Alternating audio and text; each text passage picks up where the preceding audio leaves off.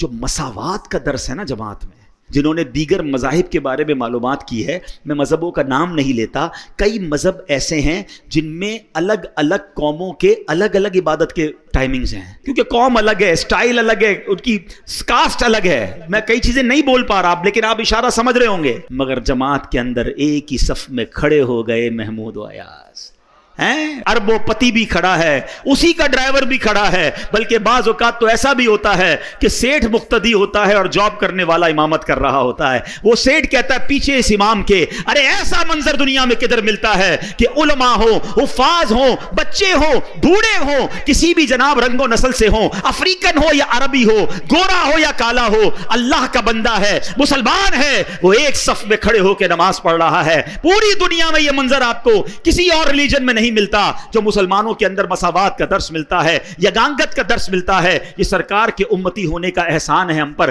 جب یہ منظر میرے رب کی رحمت ملاحظہ کرتی ہوگی، کیسی رحمتیں برستی ہوں گی۔ اور نماز قضا ہونے کا تو تصور بھی نہیں ہونا چاہیے، یعنی یہ تو ہماری ڈکشنری میں ہی نہیں ہونا چاہیے کہ نماز بھی قضا ہو سکتی ہے، یہ پاسبل ہی نہیں ہے۔ آپ اگر چاہیں گے نا نماز پڑھنا، راستے خود نکلیں گے۔ آپ ٹرین میں بھی پڑھ لو گے، آپ جہاز میں بھی پڑھ لو گے، آپ بس اگر چاہتے ہیں۔ کھانا بھی تو کھا ہی لیتے ہیں نا۔ لوگ کہتے ہیں یار 4 نمازیں تو پڑھ لیتے ہیں، فجر نہیں ہو پاتی، کیوں بھائی؟ کہتے ہیں آنکھ نہیں کھلتی۔ بڑا عجیب بات ہے، تمہاری فجر میں آنکھ نہیں کھلتی، کبھی ایسا ہوا کہ صبح 7 بجے کی فلائٹ اس لیے مس ہو گئی ہو کہ آنکھ نہ کھلی ہو؟ 7 بجے کی فلائٹ تھی تو رات تو سویا ہی نہیں تھا میں حضرت، خوشی کے مارے 4 بجے ایئرپورٹ پہنچ گیا تھا۔ کبھی 8 بجے صبح آفس کی کوئی امپورٹنٹ میٹنگ مس ہو گئی ہو؟